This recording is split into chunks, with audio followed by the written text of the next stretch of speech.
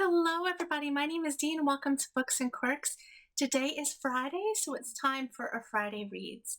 Unfortunately, I didn't get a whole lot read this past week since my last Friday reads. Just a couple of books, and I'm in the middle of another one. It's the busiest time of the year at work, and I've been doing a lot of traveling as well. Short trips, but still, a lot in the car. And yeah, so it's been really hectic, and I do have, but I have been participating in some buddy reads, and I did read a book on my own, so I guess not too bad considering.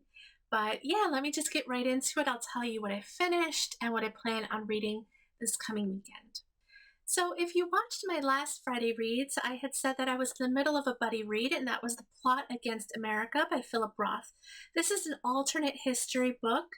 I originally purchased it for Reading Through the Ages, which is the year-long historical fiction readathon, and I really, really enjoyed this. So this is an alternative history, and what's really scary is it's a very possible, if a few things had gone in a different way, this very well could have been our history in the United States.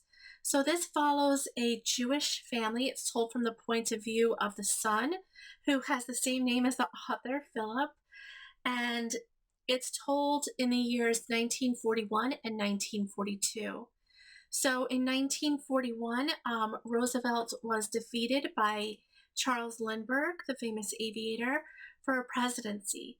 Charles Lindbergh is a famous anti-Semite.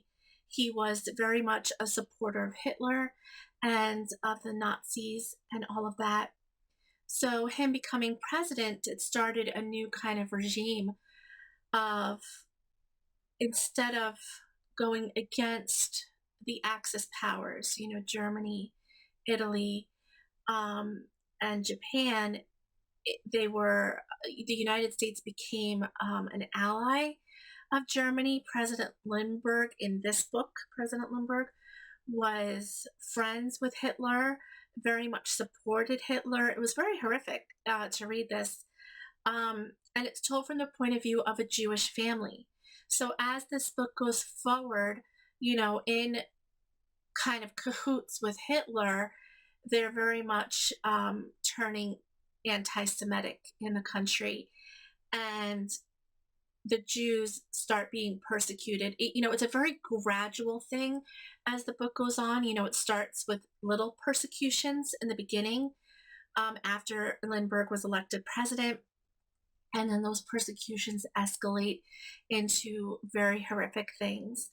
So, this book was really difficult in terms of subject matter, but I think what made it really scary was the fact that these things could have happened.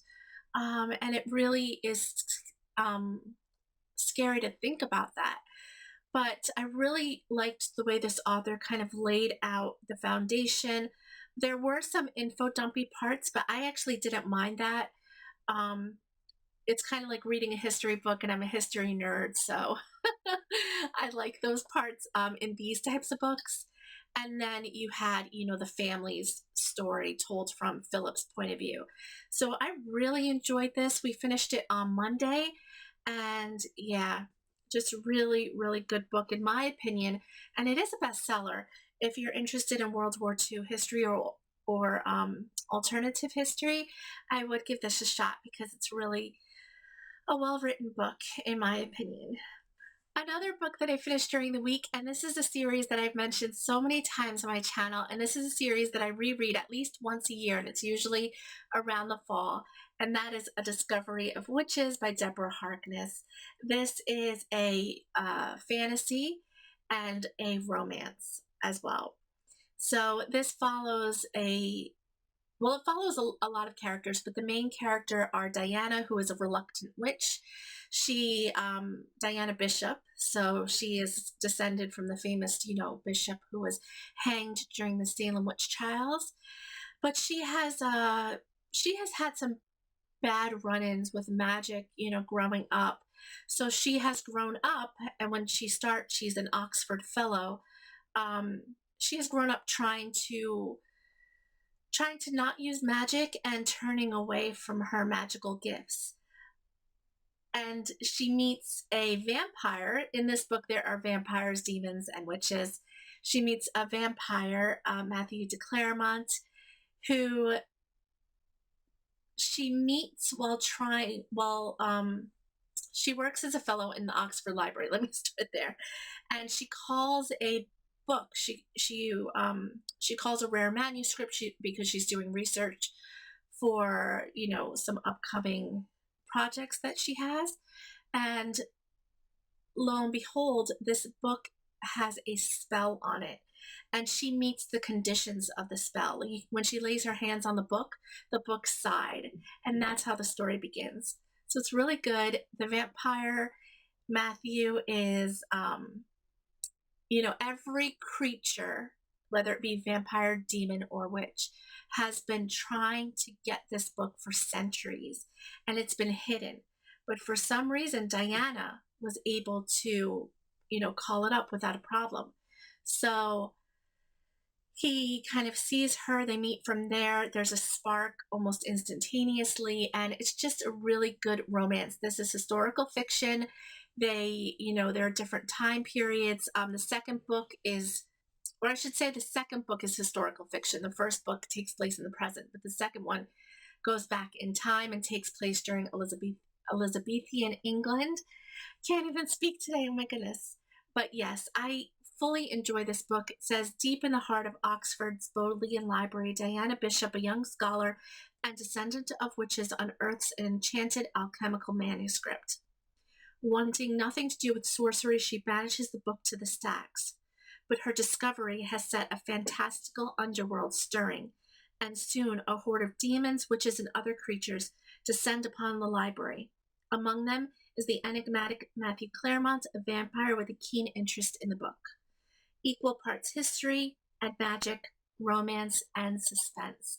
And that is a perfect summary. That's from the back of the book. And really loved this, and I plan to go on to the second. The other book that I started this week, and we're right in the middle of it, and that is the 10th book in the Alex Verus series called Fallen. I'm doing a buddy read with Cheryl of Sierra Flames Fan. We've been reading the whole series together, and the 10th book was just released on the 24th. So we started on the 24th, which was Tuesday, and we're right in the middle of the book. These books are very short. They're only about 300 and something pages, so it doesn't take more than a week if you're reading 50 pages a day. So we're already in the middle of the book. I love this series. I've spoken about it so many times. I feel like I don't need to speak about it again, because if you've watched any of my videos, you're very familiar with that series already. But yeah, so now the action is very, high intensity, I guess I would say, and I cannot wait to see how it goes on. And I don't know how in the world I'm gonna wait a whole year for the 11th book.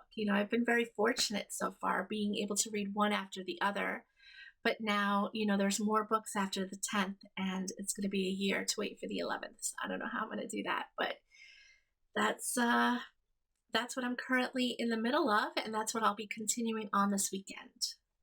So other than the Alex Verus book, the only other book that I will be concentrating on this weekend and into the coming week is The Sparrow by Mary Doria Russell. And I'll be doing this as a buddy read with Sean of On the Stoop and Mel of Mel's Bookland Adventures and Candace of Beacon Hill Books. So I don't know a whole lot about this book except that it's speculative fiction. It's about a group of kind of misfits going to an undiscovered planet and, contacting the species there. It includes Jesuit priest, a young astronomer, a physician, an engineer, and a child prostitute turned computer expert. So that doesn't tell you a whole lot. So this motley combination of agnostics, true believers, and misfits become the first to explore the Alpha Centauri world of Rakat, which is, I guess, the planet, with both enlightening and disastrous results. This is a bestseller. I've heard of it, and I was instantly intrigued, even though it doesn't tell you a whole lot about the book, what it says on the back. It's enough to make you interested. So I really hope to enjoy this. We're going to start tomorrow on Saturday. And again, like usual, buddy reads that I take part in. We're reading about 50 pages a day. We're going to check in on Boxer. So this will be a book that I start tomorrow, and it'll probably take us about a week and a half to go through. Yeah, it's about a 9-day read. So there you go, The Sparrow. So that's really it. The only other book, if I have time, that I will pick up and start is the second book in the Discovery of Witches series, which is Shadow of Night. So yeah, that's the second book. The first book leaves off on a cliffhanger. I won't spoil anything, don't worry. So, but I've read this series many times. I mean, I know what's going to happen, but still, it doesn't take away my enjoyment. And I just love getting into that series this time of year. So we'll see what I have time to do. But those two, the Alex Verus book and The Sparrow, are my two priorities for the week.